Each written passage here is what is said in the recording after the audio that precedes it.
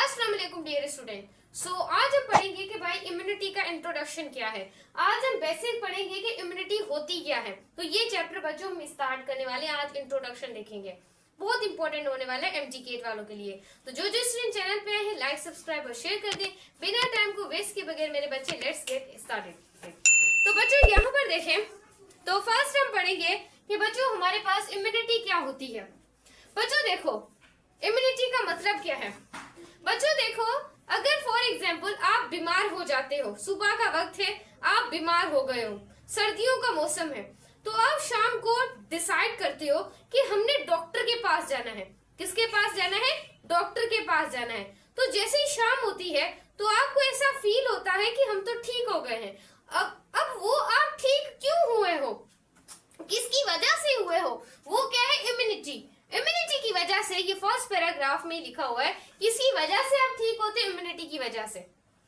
क्योंकि अल्लाह ताला ने हमारे अंदर 3 तरह के डिफेंस सिस्टम बनाए हैं। एक फर्स्ट लाइन ऑफ डिफेंस है, एक सेकंड लाइन ऑफ डिफेंस है, एक थर्ड लाइन ऑफ डिफेंस है। 3 तरह के अल्लाह ताला ने ये सिस्टम्स हमारे अंदर क्रिएट किए, बनाए हैं। अगर फर्स्ट लाइन ऑफ डिफेंस खराब हो जाए तो सेकंड लाइन ऑफ डिफेंस चलता है। अगर थर्ड लाइन ऑफ डिफेंस खत्म हो जाए तो थर्ड लाइन ऑफ डिफेंस चलता है। उसके बाद तो ऐसी धुलाई होती है बैक्टीरिया वायरसेस की तीसरे डिफेंस सिस्टम में, अगर फर्स्ट और सेकंड खराब हो जाए। तो बच्चों इंपॉर्टेंट कॉन्सेप्ट है। तो अल्लाह ताला ने काफी चीजें सोच समझकर हमारी बनाई हुई हैं। तो बच्चों इस तरीके से ये तो था आपका थोड़ा सा इंट्रोडक्शन। लेकिन इम्यूनिटी क्या होती है? बच्चों हमारे पास एक इम्यून सिस्टम मौजूद है। क्या मौजूद है? एक इम्यून सिस्टम मौजूद है। इम्यूनिटी बच्चों याद रखिएगा, हमारे पास एक डिफेंसिव सिस्टम मौजूद है।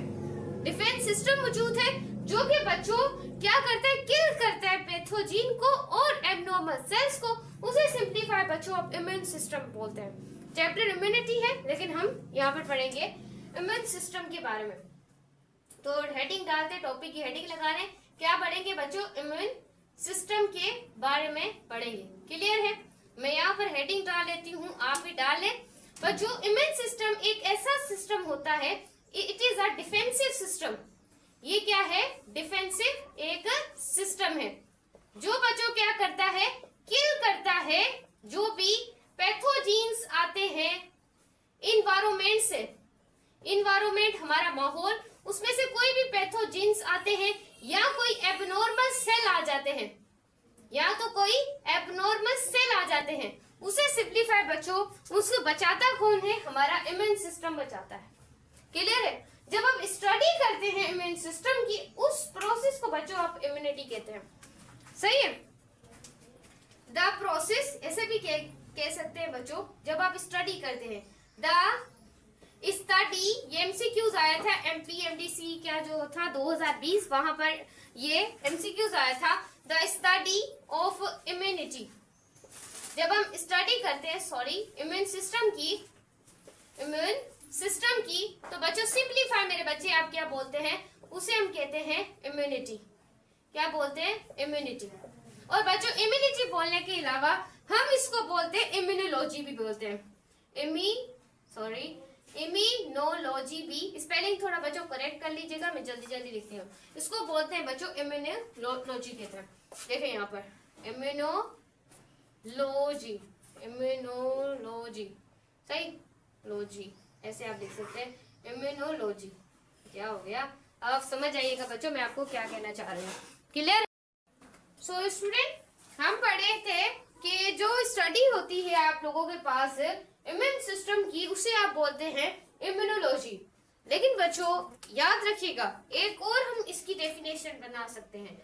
ऐसे भी कह सकते हैं द सिस्टम, वो सिस्टम जो कि बच्चों आप लोगों के पास डिजीज की स्टडी करते हैं, डिजीज या स्पेसिफिक फंक्शन की।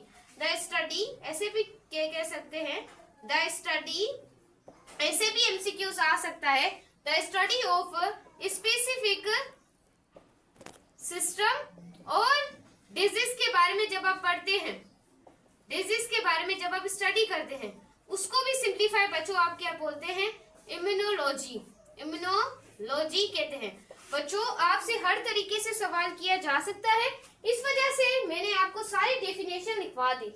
जो जो आपकी बुक के अंदर, केपी के अंदर, पंजाब के अंदर जो भी थी बातें, वो आपको मैंने एक्सप्लेन कर दी।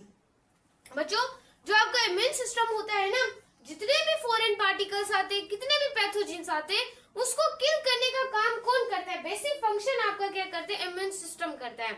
ये आपका बेसिक है, आप कह सकते हैं कि ये आपका बहुत बेसिक है। अगर ये ना हो तो बॉडी के अंदर पार्टिकल्स आते जाए और इस वजह से बच्चों हमारी डेथ भी क्रिएट हो सकती है। सो स्टूडेंट, जितने भी बच्चों आपकी कैंसर अगर सेल हो गया है, मतलब कि आप इसकी डेफिनेशन, इम्यून सिस्टम इतना बड़ा बच्चों किरदार अदा करता है कि आपकी जो बॉडी है बच्चों, जो आपकी बॉडी है उसके अंदर कोई कैंसर सेल बन रहा है, कोई कैंसर का सेल बन रहा है, कैंसर सेल। तो बच्चों जो आपकी बॉडी है वो आपके बताएगी सेल्स को कि बच्चों यहाँ पर आपकी सेल के अंदर कैंसर बन रहा है।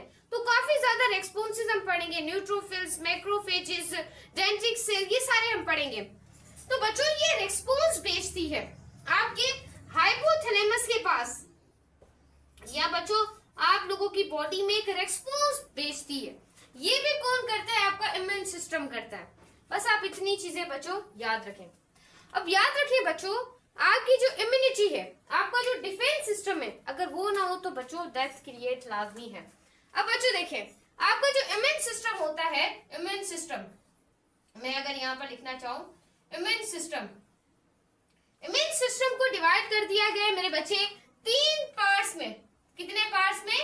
3 पार्ट्स में बच्चों डिवाइड कर दिया गया है। मैं यहाँ पर लिखूं दैट, ये देखें कर दिया गया है यहाँ तक डिवाइड।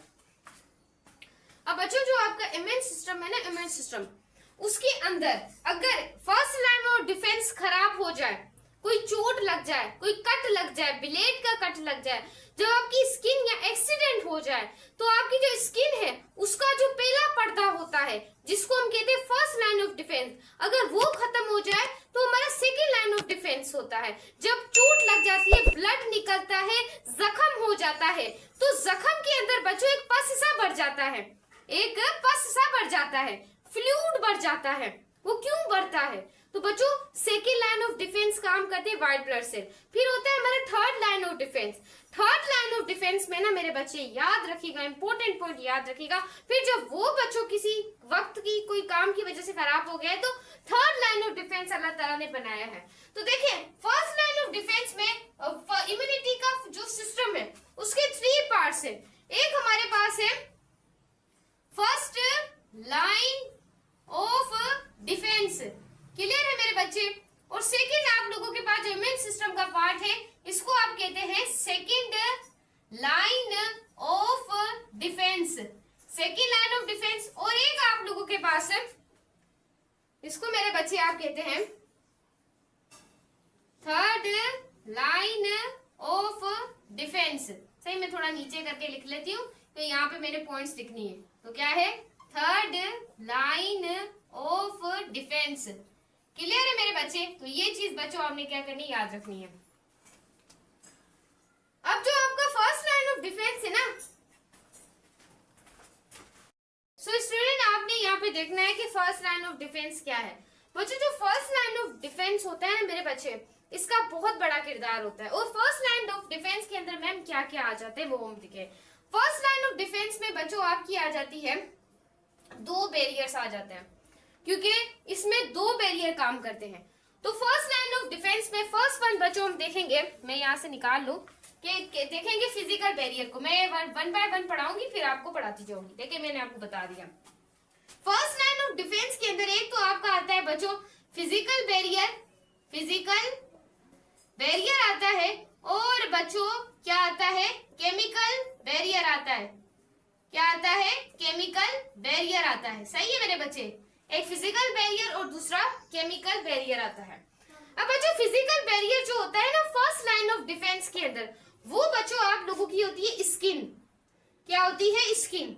मतलब कि आपके जो ऊपर वाली, ये जो बॉडी के ऊपर वाली है, ये वाली जगह, इसको आप बच्चों स्किन बोलते हैं। आपकी पूरी बॉडी के ऊपर स्किन है।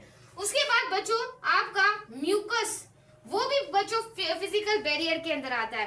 आपका सीलिया, वो भी क्या आता है? जो आपके नाक के अंदर सीलिया होते हैं, आपके कान के अंदर होते हैं, तो बच्चों वो क्या है, फिजिकल बैरियर है। क्या है, फिजिकल बैरियर के अंदर वो आते हैं, स्किन, म्यूकस, सीलिया। उसके बाद अगर बच्चों हम चले तो होते हैं केमिकल बैरियर। केमिकल बैरियर जो फर्स्ट लाइन ऑफ डिफेंस है, वो बच्चों क्या करते हैं, मैम व्हाट द वर्क, आप वो बताएं। बच्चों जो केमिकल बैरियर होते हैं वो आपकी बॉडी के अंदर होते हैं HCl, हाइड्रोक्लोरिक एसिड, जो कि किसके अंदर बनते हैं, मैंने आपको पढ़ाया था होलोजाइक न्यूट्रिशन में, स्टमक के अंदर उसकी भी मंशोर मौजूद है। उसके बाद आपका गैस्ट्रिक जूस वो भी रिलीज होता है किसमें, chemical barrier of first line of defence में। और यहाँ पर भी बच्चों आपकी म्यूकस मेम्ब्रेन होती है, यहाँ पर भी क्या होगी, आपकी म्यूकस मेम्ब्रेन होगी। और जो आपका सलाइवा, आपका जो थूक होता है, वो भी क्या है, केमिकल बैरियर है, किसका, आपकी फर्स्ट लाइन ऑफ डिफेंस। आपका थूक का क्या काम है, जो हम खाना, रोटी का टुकड़ा रोटी मुंह में डालते हैं, तो थूक का काम होता है उसको रोल करना, और फिर एक तरह का बच्चों छोटा सा निवाला बन जाता है, फिर हमारी बॉडी के अंदर, हमारे गले के अंदर जाता है, फिर गले के अंदर जाने के बाद हमारे पेट में आके गिरता है। फिर हमारे पेट में काफी ज्यादा फंक्शंस होते हैं, स्मॉल इंटेस्टाइन में जाता है, लार्ज इंटेस्टाइन में जाता है, वहां से चेक होता है कहीं इसके अंदर जहर तो नहीं है। अगर जहर हो उस खाने में तो लिवर उसे फिल्टर कर देता है, जल्दी जल्दी लिवर मिंट करेगा, उसे फिल्टर करेगा, लेकिन उसके बाद फिर हमारी बॉडी रेस्पॉन्स शो करेगी, उसकी उल्टियां आना शुरू हो जाएंगी, फिर हम डॉक्टर के पास चले जाएंगे। अगर टाइम पे उसे मेडिसिन या कोई चीज मिल जाए तो वो इंसान दोबारा से सही हो सकता है। लिवर मौजूद है, अगर लिवर ही शराब पी पी के खत्म कर लिए, सिगरेट पी पी के, तो सिगरेट पी पी के अपने फेफड़े खराब कर लिए, फिर तुम बच नहीं सकते। उसके बाद है, ये भी किसके अंदर आता है, फर्स्ट लाइन ऑफ डिफेंस के अंदर आता है। उसके बाद है सेकंड लाइन ऑफ डिफेंस। अब फर्स्ट लाइन ऑफ डिफेंस को यहाँ से रिमूव मुझे कर देना चाहिए, क्योंकि अब हम पढ़ेंगे सेकंड लाइन ऑफ डिफेंस को। क्लियर है मेरे बच्चे, यहाँ पर आप देखते जाएं, ये चीजें हमने अभी तक पढ़ी हैं। क्लियर है। अब हम बच्चों पढ़ेंगे केमिकल, जो सेकंड लाइन ऑफ डिफेंस है उसको पढ़ेंगे। अगर फर्स्ट लाइन ऑफ डिफेंस किसी चीज की वजह से, कट लगने की वजह से खराब हो गया, तो बच्चों आप इस्तेमाल करेंगे सेकंड लाइन ऑफ डिफेंस का। कोई भी बच्चों आपकी स्किन जो है उसके ऊपर कट लग गया है, तो कट लग जाने की में आपका क्या काम करेगा, second line of defence. Second line of defence में बच्चों आपके काम करते हैं न्यूट्रोफिल्स, काम करते हैं आपके मैक्रोफेजेस, काम करते हैं, ये हम आगे अभी भी पढ़ेंगे, मैक्रोफेजेस काम करते हैं। उसके बाद बच्चों आपके मोनोसाइट्स काम करते हैं, मोनोसाइट्स काम करते हैं। और उसके बाद बच्चों मोनोसाइट्स के अलावा यहाँ पर डेंड्रिटिक सेल काम करते हैं, डेंड्रिटिक सेल होते हैं। ये सारे बच्चों जो है ये आप लोगों के पास काम करते हैं। और आपके नेचुरल किलर सेल होते हैं, नेचुरल किलर सेल, वो भी किसके अंदर आते हैं बच्चों, आपकी सेकंड लाइन ऑफ डिफेंस में। क्लियरली बच्चों इनके काम पढ़ेंगे कि ये फेगोसाइटोसिस भी आता है, मैंने यहाँ पर लिखा है फेगोसाइटोसिस नहीं, तो यहाँ पर हम लिख रहे हैं फेगोसाइटोसिस। अब ये जो फेगोसाइटोसिस है, किस तरीके से सेल अपने आप को खाता है, ये सारा हम पढ़ेंगे बच्चों। ये आपने आई थिंक बायोलॉजिकल मॉलिक्यूल में भी पढ़ा होगा, लाइसोसोम के टॉपिक में। उसके बाद है बच्चों थर्ड लाइन ऑफ डिफेंस। मैं फर्स्ट की जगह यहाँ पर अब लिख देती हूँ, आपने समझ जाना है third line of defence. Third line of defence क्या होता है, जब आपका सेकेंड लाइन ऑफ डिफेंस मतलब कि किसी वजह से खराब हो जाता है, तब वहां पर काम करता है आपका थर्ड लाइन ऑफ डिफेंस। बच्चों जो आपका थर्ड लाइन ऑफ डिफेंस होता है, इसके अंदर जो आपके पास काम करते हैं वो फर्स्ट वन आपकी इम्यूनिटी भी काम करती है, जब ये खराब हो जाता है, जब आपका सेकेंड लाइन ऑफ डिफेंस। उसके बाद बच्चों आपके बी लिम्फोसाइट्स काम करते हैं, लिम्फोसाइट्स। और बच्चों काम करते हैं आपके टी लिम्फोसाइट सेल्स होते हैं, जो फिर ये क्या करेंगे, अपना काम अंजाम देंगे जब ये दोनों डिफेंस क्या हो जाएंगे, खराब हो जाएंगे। तो ये चीजें बच्चों आपको बुनियाद है आपकी, तो ये चीजें आपको पता होनी चाहिए। आई होप बच्चों you will understand the many things for the topic. तो बच्चों देखें, फर्स्ट लाइन ऑफ डिफेंस को पढ़ा, सेकेंड लाइन ऑफ डिफेंस को पढ़ा, और बच्चों हमने किसको पढ़ा, थर्ड लाइन ऑफ डिफेंस को पढ़ा। तो बच्चों अब हम पढ़ेंगे कि डिटेल पूरी पढ़ेंगे कि फर्स्ट लाइन ऑफ डिफेंस क्या है, इसकी डिटेल क्या है, इसके अंदर क्या क्या काम होते हैं, और फिर पढ़ेंगे सेकंड, और फिर पढ़ते हैं अभी थर्ड।